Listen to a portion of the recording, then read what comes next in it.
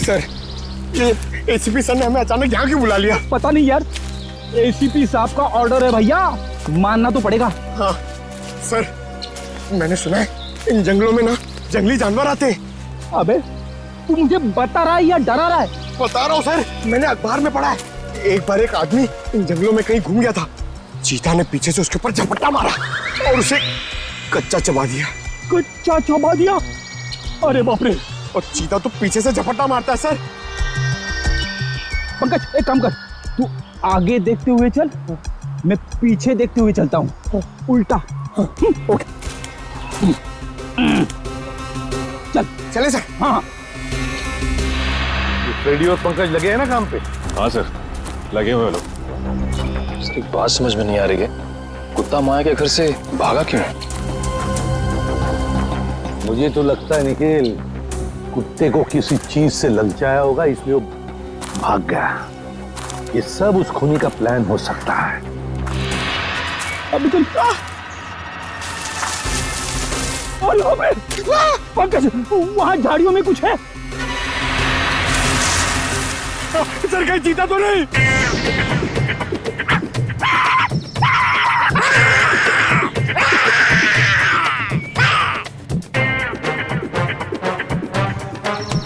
भाग गया सर, चीता भाग गया।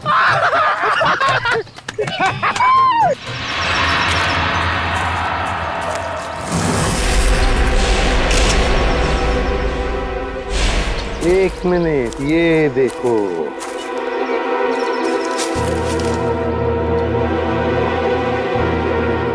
हड्डियां जरूर इसी से ललचाया होगा कुत्ते को। शाबाश पंकज, शाबाश! तुमने मुझसे कुछ नहीं सीखा। नहीं, मगर एक बात जरूर सीख ली, बहादुरी की। बहादुरी? सर, मैंने तो आपकी बहादुरी कभी नहीं देखी। अबे मैं बहादुर था मैं, शादी से पहले, मगर शादी के बाद तो। सर, एक चीता कहीं फिर से तो नहीं आ गया? अरे बाप रे, अब क्या करें? आपको पेड़ पे चढ़ना आता है? नहीं पंकज, भाग भाग भाग भाग, भाग।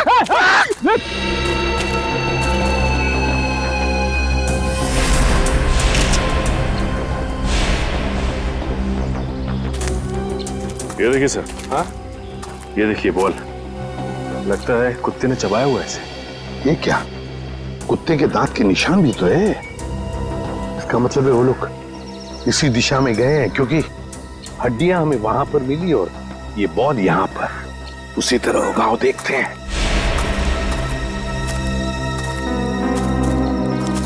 ये क्या? जंगल का रास्ता तो यहीं पर खत्म हो गया। क्या करें?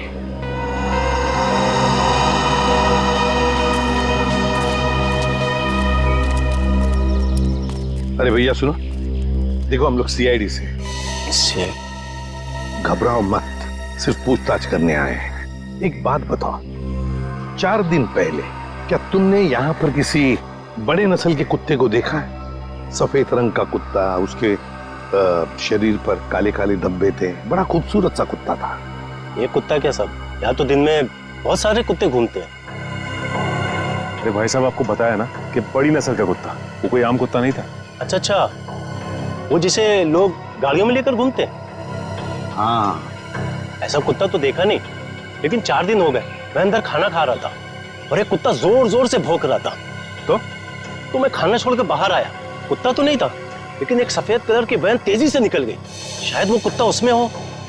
सफेद कलर की वैन। अच्छा, वैसे तो तुम लोगों को आदत सी होती है ना किसी भी गाड़ी का नंबर, गाड़ी का मेक याद रखने की, तो हो सकता है उस गाड़ी का भी नंबर याद हो तुम्हें। हाँ साहब, वैन का नंबर था STU 3339। STU 3339। Thank you Sachin, इस वैन का पता लगाओ। सफेद कलर की वैन, STU 3339। बस हो गया नाटक, हाथ ऊपर। चुपचाप अपने आप को हमारे हवाले कर दो, हाथ ऊपर।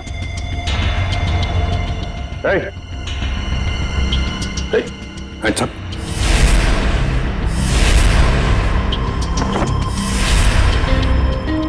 खूनी? सर, एक खूनी हमारे साथ अजीब खेल खेल रहा है। हाँ, समझ।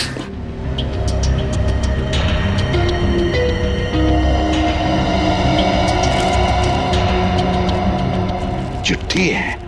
तुम्हारे अंदर कुछ खास नहीं है, बड़े मामूली और आम हो तुम। अब मान लो कि तुम उन 3 लोगों को बचाने में नाकाम हो चुके हो, तुम हार गए। अच्छा सर, ये कोई संकी है।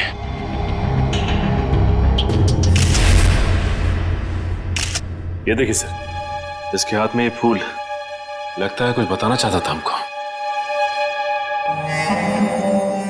हाँ, ये हमें कुछ बताना चाहता है, कुछ ऐसी चीज जो साळुंखे को भी दिख नहीं रही है। साळुंखे तो अब तक वहां पहुंचा ही नहीं। पता लगाना पड़ेगा, है क्या ये सुराग जो अभी भी धुंधला सा है। या साळुंखे सिर्फ 40 मिनट बचे हैं, जो भी करना है जल्दी कर। हाँ बॉस, आई नो। ये रीढ़ की हड्डी की गुत्थी तो सुलझा ली, लेकिन उसके आगे कुछ समझ में नहीं आ रहा है। सर, जरूर हमारी नजरों से कुछ ना कुछ तो छूट रहा है। आई नो तारिका कुछ छूट रहा है, लेकिन क्या छूट रहा है वो तो समझ में आए। एक तारिका, ये स्कल पकड़ो जरा। तारिका, वो सब लो। सर, ये लीजिए सर।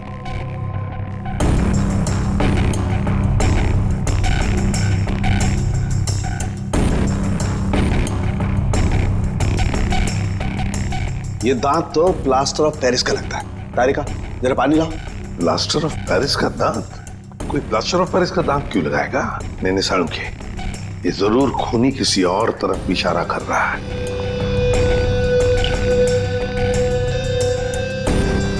अच्छा साळुंखे साहब, ये आपके प्रोफेशन में ये प्लास्टर ऑफ पेरिस कहाँ इस्तेमाल होता है? सचिन, प्लास्टर ऑफ पेरिस अक्सर मेडिकल कॉलेजेस में कंकाल वगैरह बनाने के लिए, स्टडी के लिए इस्तेमाल करते हैं। Medical college, medical college. ये फूल बस, इस तरीके का फूल मेरे टाइम में मेरे कॉलेज में कुछ बदमाश छात्र अपनी पहचान के लिए छोड़ जाते थे। तो इसका एक ही मतलब हो सकता है साळुंखे कि खूनी तेरे मेडिकल कॉलेज की तरफ इशारा कर रहा है। हाँ, तेरे मेडिकल कॉलेज की तरफ। मेरे कॉलेज की तरफ। सर, मैं आपसे जिस डीवीडी के बारे में बात कर रही थी ना, उसके वीडियो में लोगों ने जो कपड़े पहने हैं उन पे भी ठीक ऐसे ही फूल का प्रिंट बना हुआ है। किस वीडियो के बारे में बात कर रही हो तारिका? तारिका, वो वीडियो ऑन करो। हाँ सर। लगाओ लगाओ, वीडियो लगाओ।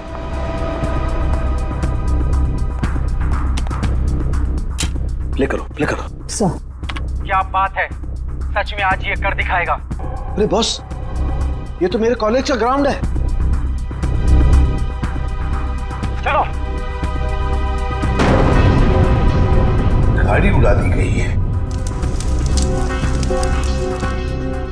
साळुंखे, साळुंखे, साळुंखे, साळुंखे, साळुंखे, साळुंखे, साळुंखे, साळुंखे, साळुंखे, साळुंखे। और वहां पर जितने भी लोग हैं सब तेरा ही नाम ले रहे हैं। साळुंखे, साळुंखे, साळुंखे। फिर इस वीडियो के बारे में पहले क्यों नहीं बताया तूने हमें? ये क्या चक्कर है साळुंखे? बॉस, कॉलेज में एक घटना के दौरान डीन की कार जला दी गई थी, लेकिन इसमें मेरा कोई लेना देना नहीं है।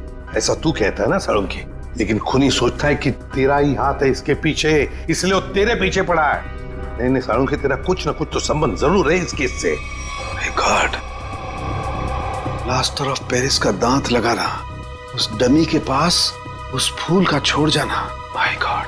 बॉस, बॉस, ये मुझे अपने कॉलेज की तरफ बुला रहा है। मतलब सर, इन तीनों विक्टिम्स को भी इसी कॉलेज में रखा गया होगा?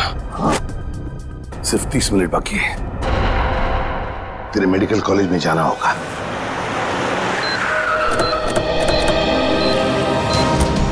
सिर्फ 10 सेकंड बचे सर हमारे पास। सर, वो तीनों मिलेंगे कहाँ? उस तरफ हो गए, उस तरफ।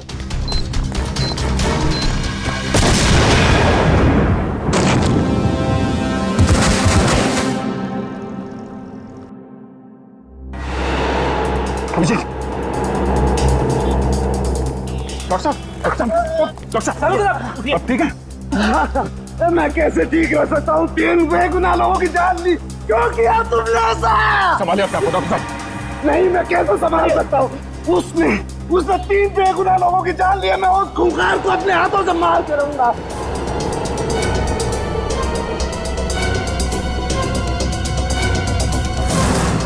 सालुंखे, वक्त बहुत कम है हमारे पास। 3 लोगों की जानें चली गई इस आदमी की वजह से, और तू ऐसे हताश बैठा। तो क्या करूं बॉस, ये मेरी गलती थी।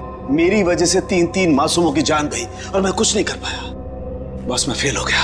यार तेरी वजह से जान नहीं गई है, तूने जो भी करना था सब कर लिया। अगर वक्त पर काम नहीं आया तो क्या किया बॉस? मुझे पहले क्यों नहीं समझ में आया? वो फूल, वो पीओपी का दांत, वो डीवीडी, पहले क्यों नहीं समझा ये इशारा आया? सर आप अपने आप को क्यों दोषी मान रहे हैं? जो भी हुआ उसमें आपकी क्या गलती थी? मेरी क्या गलती? बॉस क्या फायदा मेरे एक्सपीरियंस का, मेरे अनुभव का? क्या फायदा जब मासूमों की जान मेरी आंखों के सामने चली जाए? क्या फायदा? क्या बात करता है तू सालुंखे? अरे सालुंखे उस इंसान का नाम है जो कभी हारना नहीं जानता। जहां पर कुछ भी नहीं है उसमें जो कुछ न कुछ तो ढूंढता ही है। हाँ सर, जब उम्मीद की एक भी किरण दिखाई नहीं देती, उस वक्त भी आप ऐसा कुछ ढूंढ निकालते हैं कि हम लोग आसानी से केस सॉल्व कर लेते हैं, मुजरिमों को पकड़ लेते हैं। Yes, eureka! जहर बॉडी में आया था दांत से। लेकिन सचिन आज मुजरिम जीत गया। सीआईडी की ड्यूटी के दौरान जो कुछ भी हमने आपसे सीखा है, आपका जोश, आपका हौसला, सर आप कभी हार नहीं मान सकते। हाँ सर। देखता क्या है, सोचता क्या है, उठ लग जा काम पे। बॉस मैं तुमसे वादा करता हूं, ये सालुखे तुमसे वादा करता है, मैं उस खूनी को छोड़ूंगा नहीं। मैं उससे उसके अंजाम तक पहुंचा करके रहूंगा बॉस। Yes yes. ये हुई ना बात। सालुंखे कभी हिम्मत नहीं हारता, आप देखना। यूं सुराग मिलेगा सालुंखे, यूं सुराग मिलेगा। मेरे साथ तुम लोगों का साथ है, सालुखे हार सकता नहीं। मैं जरूर उसे उसके अंजाम तक पहुंचा के रहूंगा।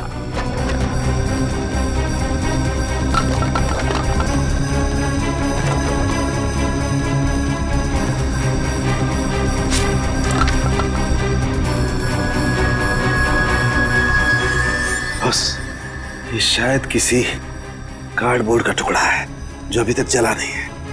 ये हिस्सा कुछ अजीब तरीके से उभरा हुआ है। हाँ यार, कुछ तो है उसके नीचे। अरे का काम करो, इसे साफ करो जल्दी। मैं कहता हूँ सालुंखे, जरूर कोई सुराग मिलेगा हमें। बिल्कुल बॉस, हम उस खूनी तक पहुंच करके रहेंगे।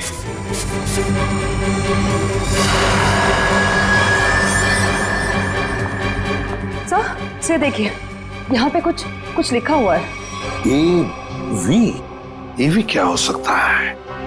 सर जेडी रोड पे एक कार्डबोर्ड बॉक्स की कंपनी है सर, जो पिछले 2 सालों से बंद है, और उस कंपनी का नाम है एवी एंटरप्राइजेस। तो इसका एक ही मतलब हो सकता है कि खूनी ने अपना ठिकाना बना दिया है उधर ही, एवी एंटरप्राइजेस में। काश अब वो जान पाता कि उसकी उल्टी गिनती शुरू हो गई है।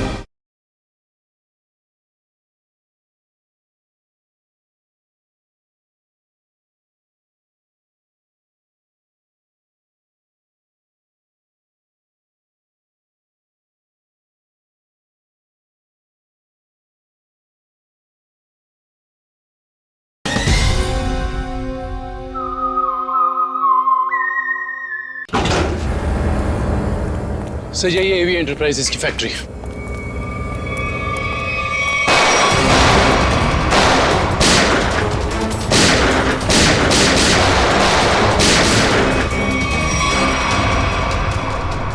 क्या बात है, अभी तो हमारा स्वागत गोलियों से हो रहा था, अभी एकदम सन्नाटा। सर लगता है कोई नई चाल चलने वाला है।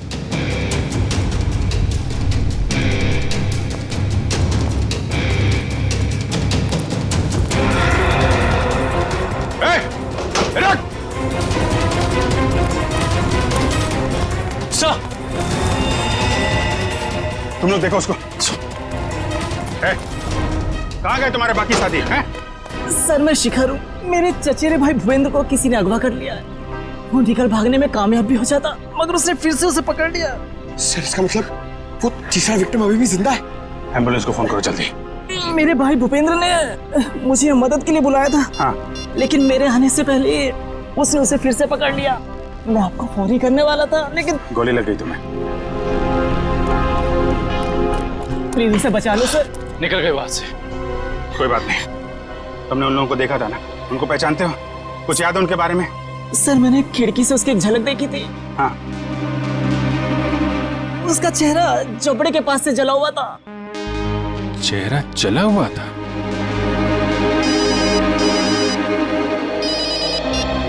हेलो सीआईडी वालों, तुम लोग डाल तो मैं बात।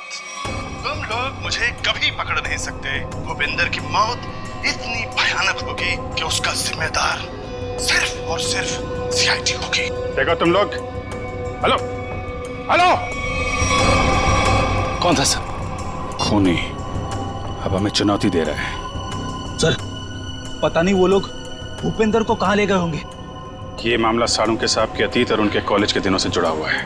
तो हो सकता है ये जले चेहरे वाला आदमी उन्हीं में से कोई हो। उस समय के जितने भी स्टूडेंट थे सबके बारे में पता लगाना होगा। क्या 20 साल पहले सोया और 1 महीना पहले जग गया? Okay, thank you. जवाब रेडी? सर, 20 साल पहले सालुंके साहब के मेडिकल कॉलेज के डीन की कार जब उड़ाई गई तो उस धमाके में कुणाल नाम का एक छात्र घायल हो गया और कोमा में चला गया। वो जिस हॉस्पिटल में भर्ती था वहां से पता चला है कि वो अभी 1 महीना पहले कोमा से बाहर आ चुका है। बॉम्ब धमाके में घायल हुआ था और जो खूनी है उसका चेहरा भी जला हुआ है। मुझे लगता है ये कुणाली खूनी है, अब बदले की आग में जल रहा है। सर, हॉस्पिटल वालों ने कुणाल का पता SMS किया। सर जरूर वो भूपेंद्र को वहीं लेकर गया होगा। ठीक है, उसके घर चलते हैं। क्या एड्रेस क्या?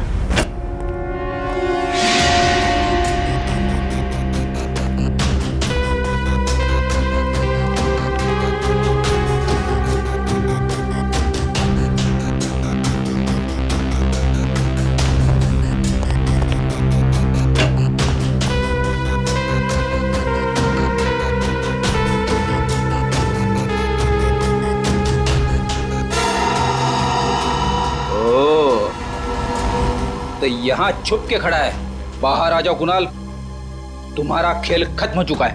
बाहर आओ। अरे तुम मेरे पीछे कैसे आ गए? अरे आप, मुझे लगा कुणाल मेरे पीछे आ गया।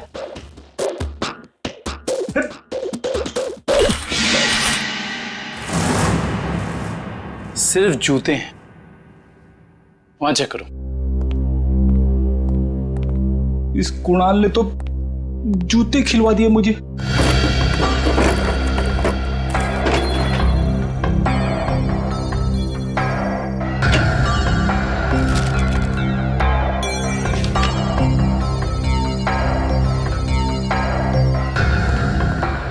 सर, यहाँ कोई नहीं है।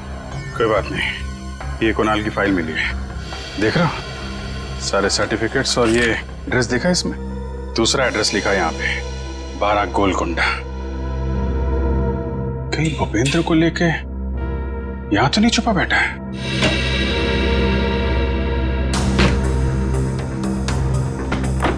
ब्यूरो में फोन करो, ये एड्रेस भेजो, उनको बोलो पता लगाएं इसके बारे में।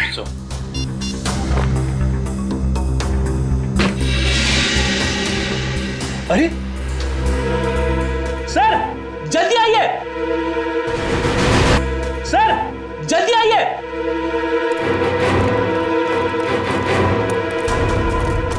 क्या वो फ्रेडी?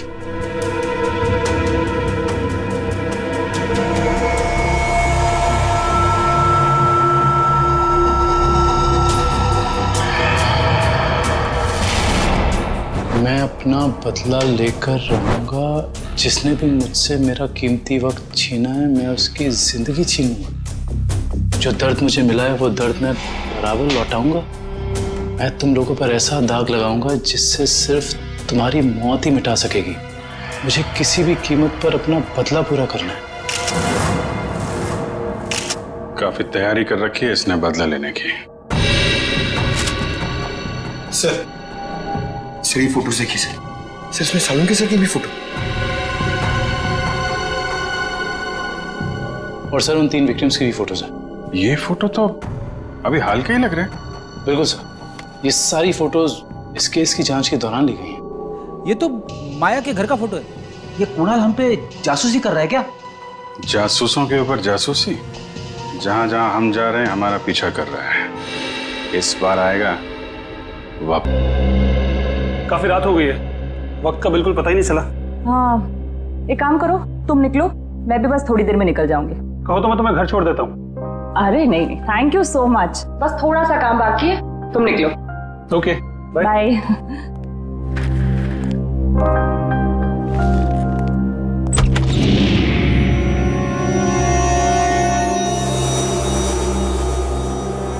ठीक है।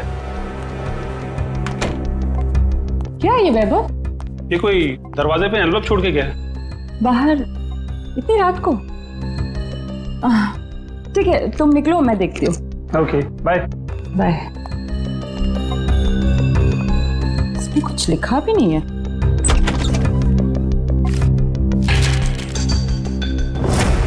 एक नजराना सालुंखे के लिए।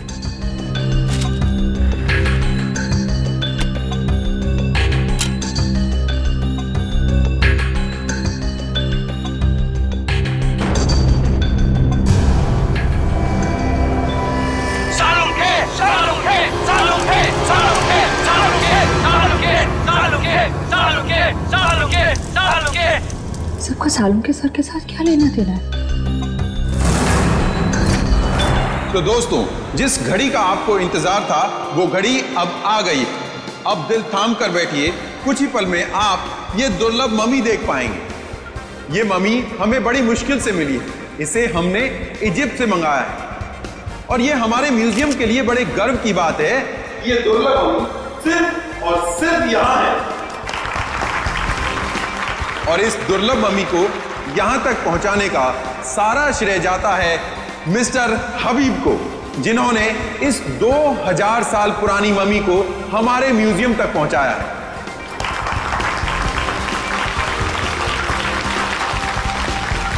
और अब मैं आपका ज्यादा वक्त ना लेते हुए आपके सामने पेश करता हूं ये दुर्लभ मम्मी।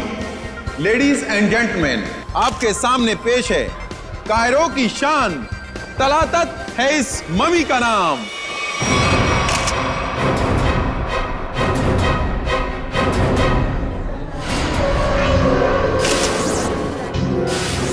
अंदर देखो, ये किसने लिख दिया?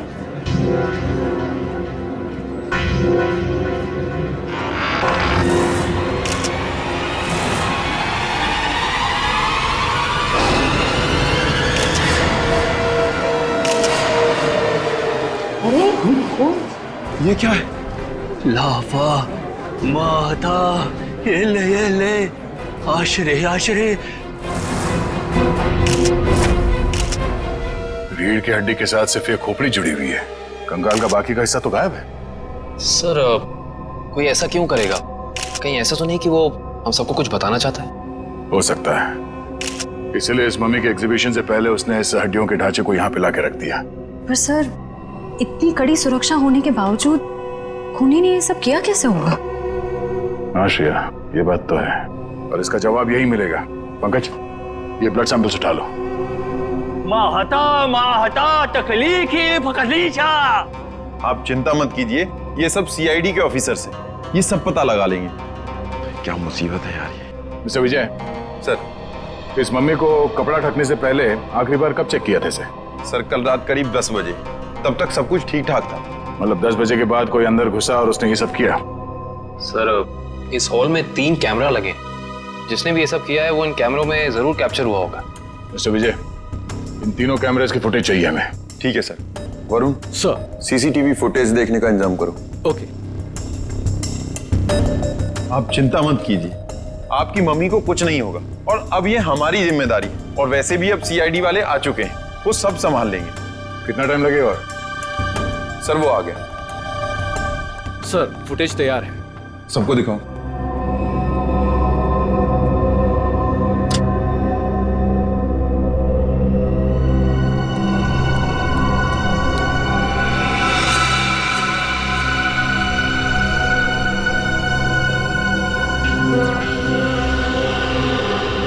ये क्या? ये फुटेज ब्लैंक क्यों हो गया? जरा फिर से प्ले करो उसे।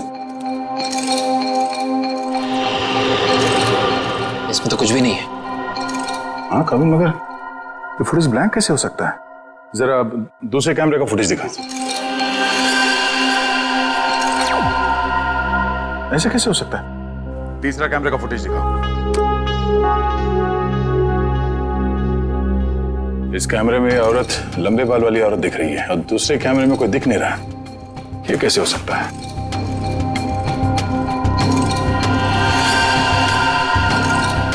एक कैमरे में दिखी और दूसरे में गायब, कैसे हो सकता है?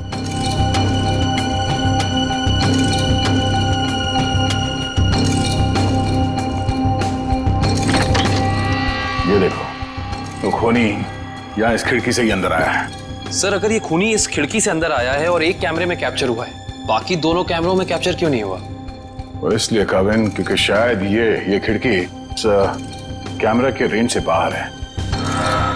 तो यहां से अंदर आने के बाद वो इस तरफ गया होगा, छुप के निकला और इस कैमरे के नीचे से होते हुए वो आगे बढ़ा और यहां से आगे जाने के बाद उसने इस कैमरे को लेजर लाइट से ब्लाइंड कर दिया और यहां से आगे गया और उस हड्डियों के ढांचे को यहां इस कैमरे से नीचे लेके और फिर शायद वो लेजर उसने इस कैमरे पे मारा और फिर उस हड्डियों के ढांचे को यहां पे रख के चला गया, मगर जाते वक्त वहां उस कैमरे में वो कैद हो गया। सर इसका मतलब जिसने भी ये किया है वो अच्छी तरीके से जानता था कि इन कैमरों में कैद कैसे नहीं होना है। इसका मतलब वो जो कोई भी है उसे इस म्यूजियम की अच्छी जानकारी थी। सर यानी कि ये सारा काम किसी अंदर वाले का है, यहाँ किसी काम करने वाले का। हाँ श्रेया, ये काम यहाँ के किसी कर्मचारी का ही है। सर वो खिड़की देखने में काफी छोटी लगती है, मतलब जो भी अंदर आया है वो ज्यादा कद का नहीं होगा, 5 फीट के आसपास। और सर वो आदमी बहुत पतला दुबला होगा। आदमी क्यों, वो कोई औरत भी हो सकती है। उस फुटेज में उसके काफी लंबे बाल थे। नहीं सर, ये दोनों ऐसा काम नहीं कर सकती। ये तो हमारे यहाँ काफी सालों से काम कर रही हैं। तो फिर कौन कर सकता है? एक मिनट, जरा वो फुटेज दिखाना जहां पे वो औरत दिखी थी फ्रेम में। पॉज करो सर, अब जरा जूम करना।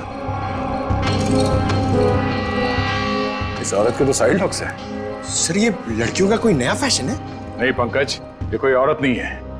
औरत के भेष में कोई आदमी घूम रहा है। औरत के भेष में आदमी?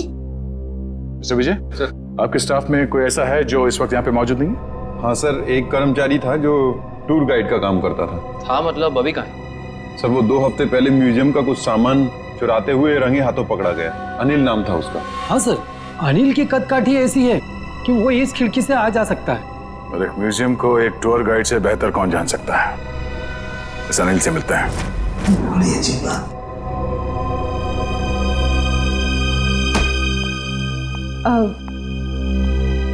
सर कल रात को ना एक अजीब डीवीडी आई है आपके नाम से लैब में। डीवीडी? हाँ सर, ये देखिए सर। एक नजराना सालुखे के लिए। सर इसमें ना एक जलती हुई गाड़ी दिखाई है, कुछ लोग अपना मुंह छुपाए खड़े हैं और वही लोग आपके नाम के नारे लगा रहे हैं सर। तारिका, ये सब उलझाने के वाला मामला है, कोई हमें भटकाना चाहता अपने काम से। रखो ये डीवीडी वहां पर रखो, काम पे ध्यान दो। कमा देखो इस डीवीडी को उधर, और इधर आओ।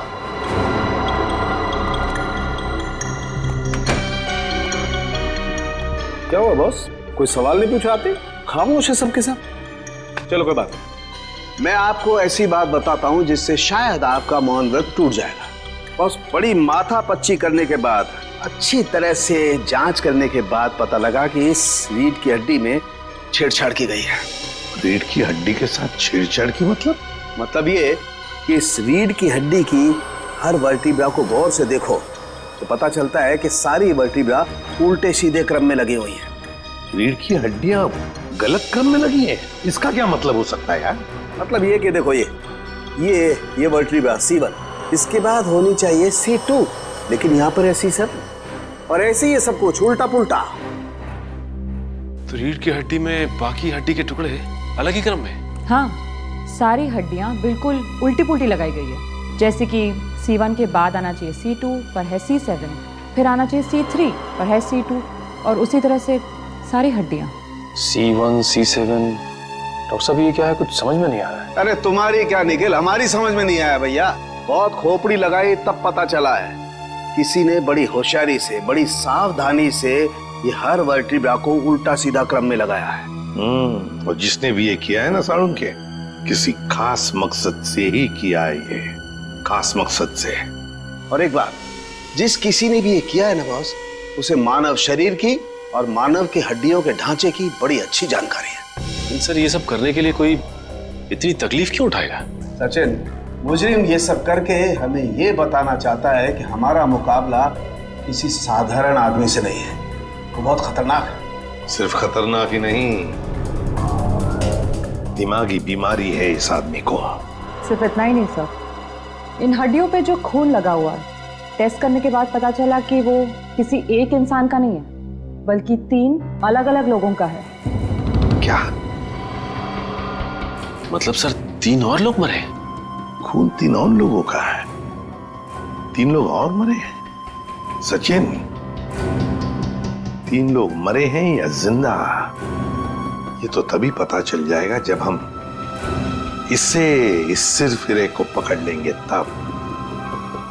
लेकिन जिंदा।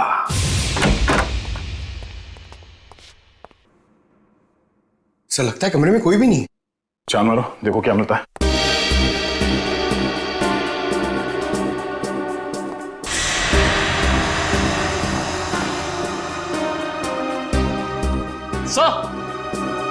सर ये देखिए, अनिल सर जिंदा है, मगर सांसें बहुत धीमी चल रही हैं इसकी। पंकज, एम्बुलेंस को फोन करो जल्दी।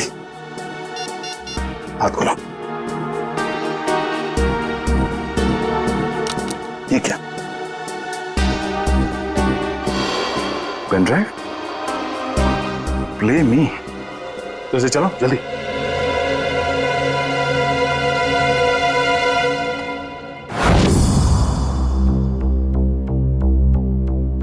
सालुंखे, मैं जानता हूं कि मेरा यह संदेशा तुम तक जरूर पहुंचेगा। मैंने सुना है कि तुम दुनिया के एक प्रसिद्ध फॉरेंसिक विशेषज्ञ हो और मुश्किल से मुश्किल केस को चुटकी बजाते ही हल कर लेते हो। मैं ऐसा नहीं मानता। मेरी नजरों में तुम सिर्फ एक आम इंसान हो और अब मैं आ गया हूं और बहुत जल्द दुनिया के सामने तुम्हारी असलियत ला कर रख दूंगा। सालुंखे, मैंने 3 आदमियों को बंदी बनाकर रखा है। अब उनकी जिंदगी तुम्हारे हाथों में है। तुम चाहो तो उन्हें बचा सकते हो।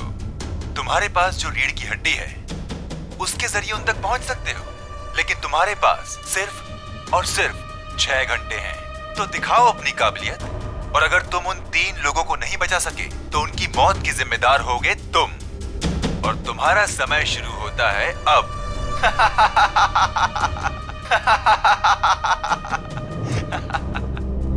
सर ये आदमी तो खुलेआम डॉक्टर सालुंखे को चुनौती दे रहा है। सर हमें सालुंखे सर को इसके बारे में बता देना चाहिए। सर हमारे पास सिर्फ 6 घंटे। हाँ पंकज, अभी डॉक्टर सालुंखे ही मदद कर सकते हैं इन 3 मासूमों की जान बचाने में। अरे क्या, इन 3 खून की रिपोर्ट से कुछ पता नहीं पड़ रहा है और हमारे पास सिर्फ 4.5 घंटे हैं। और इस मुजरिम के मुताबिक ये सबूत ही हमें सही रास्ता दे सकता है। कुछ तो ऐसा है तारिका जो हमारी नजरों से छुप रहा है। क्या हो सकता है ये? सर इस मुजरिम ने आपको ही ऐसी चुनौती क्यों दी? मेरे कहने का मतलब है कि कहीं आपके अतीत में कभी ऐसा कुछ तो नहीं हुआ, कोई हादसा वगैरह जिससे आपको अभी भी अफसोस हो? तारिका, ये मुजरिम दिमागी तौर पर पागल है, हमें भटकाना चाहता, बस दैट्स इट। और सर वो डीवीडी?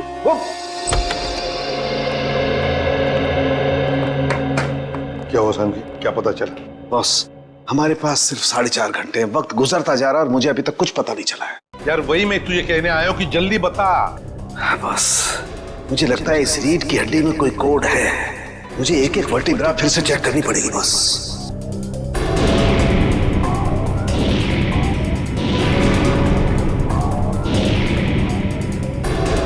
हाँ बस, इस वर्टिब्रा में कुछ गड़बड़ है।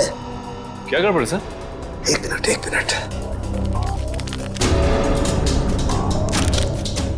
एक मिनट बस।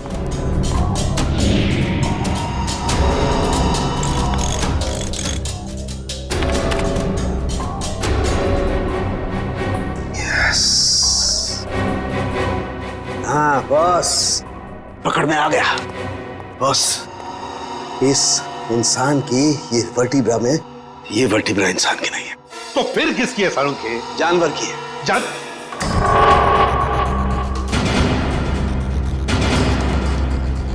यार तू क्या कह रहा है? बस थोड़े से टेस्ट और करने पड़ेंगे, लेकिन एक बात कंफर्म है, ये वर्टिब्रा किसी जानवर की, और जानवर में भी ये वर्टिब्रा कुत्ते की।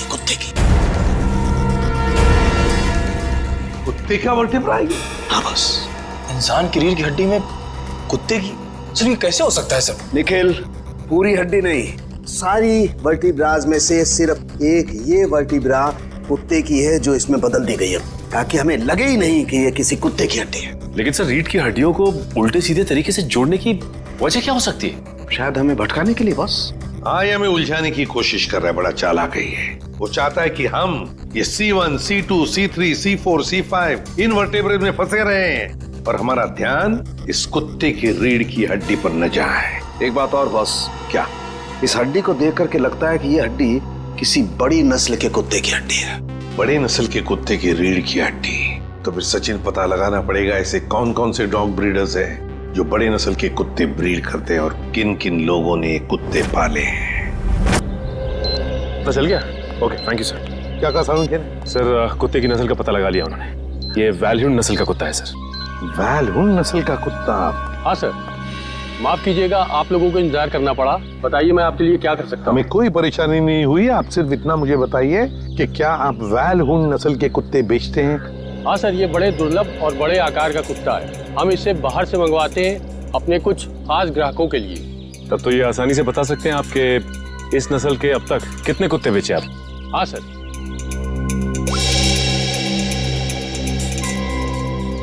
पिछले साल 2 कुत्ते बेचे और इस साल 4 दिन पहले 1 कुत्ता बेचा, वैल्यून नस्ल का, पूरे शुद्ध। 4 दिन पहले? सचिन, इन कुत्तों के सारे डिटेल्स ले लो। सर, हाँ, अनिल को होश आ गया है। उसने बताया उससे जो कुछ भी कराया गया जबरदस्ती करवाया गया है। तो फिर उसने खूनी को तो देखा होगा ना? नहीं सर, उसने खूनी को नहीं देखा। डैम इट, हमारे पास सिर्फ 3.5 घंटे। चलो जल्दी।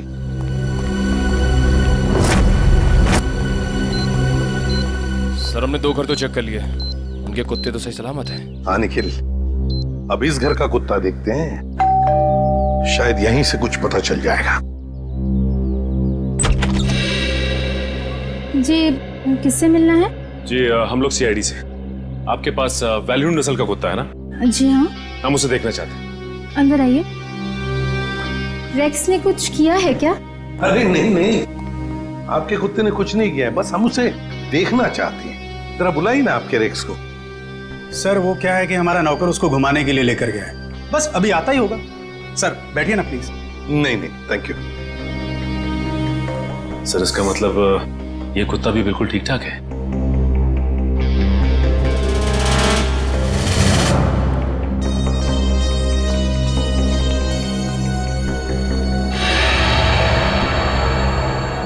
क्या यही है आपका रेक्स? जी सर, आपको कोई शक है क्या? मैं फिर से पूछता हूं, क्या यही रेक्स है? जी हाँ सर। देखिए, हमारे पास जिस कुत्ते का फोटोग्राफ है उसके दाहिने आंख के ऊपर, मतलब यहां पर एक काला धब्बा है। आपके इस रेक्स में वो नहीं है। ये क्या कह रहे हैं सर आप?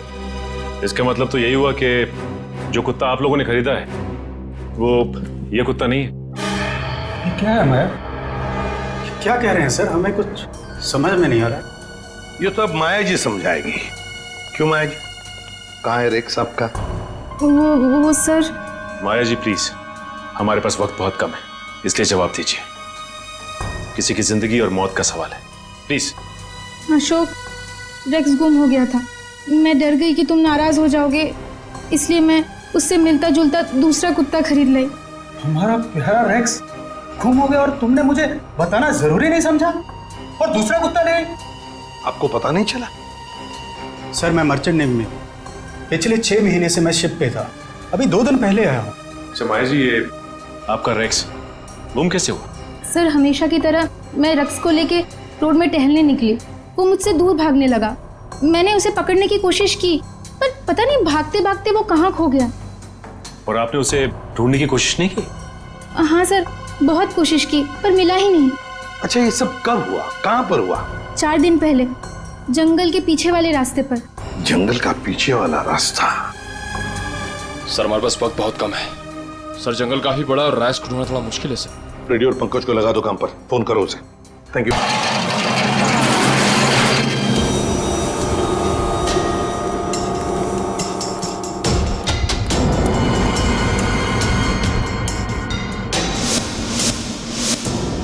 सर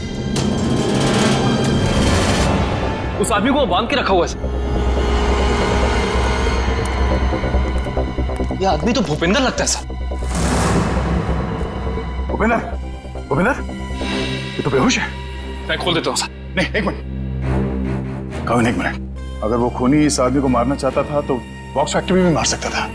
इसे यहाँ पे लाके बांध के क्यों रखा है? ओह, मतलब ये हमें मारने के लिए चाल बिछाया उसने।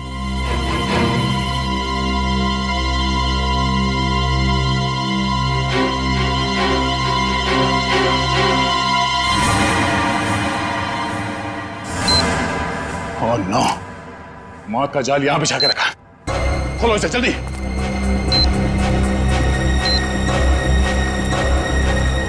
जल्दी खोलो इसे।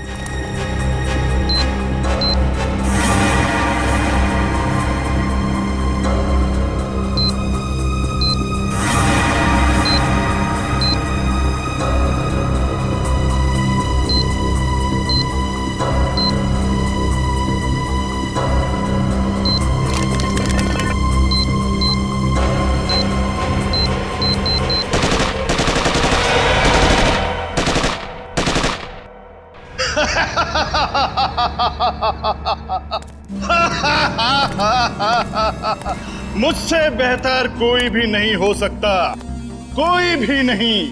मैं कुणाल, मैं कुछ भी कर सकता हूं, कुछ भी। मैंने सीआईडी वालों को सुला दिया, मौत की नींद सुला दिया। अब दुनिया में इसके बाद कोई भी अमन और शांति का जिम्मा अपने कंधे पर नहीं उठाएगा। अभी एक को सबक सिखाना बाकी है। सालुंखे, अब तुम्हारी बारी है, तुम्हारी बारी है। अब तेरी बारी है कुणाल। तुम लोग जिंदा कैसे हो सकते हो? तेरे जैसी बीमारी सीआईडी का कुछ नहीं बिगाड़ सकती। सीआईडी मरती नहीं, मारती है तुम जैसे गुनहगारों को। क्या कह रहा था तू? डॉक्टर सालुंके को सबक सिखाएगा? हाँ, चल तुझे डॉक्टर सालुंके के पास पहुंचाते हैं।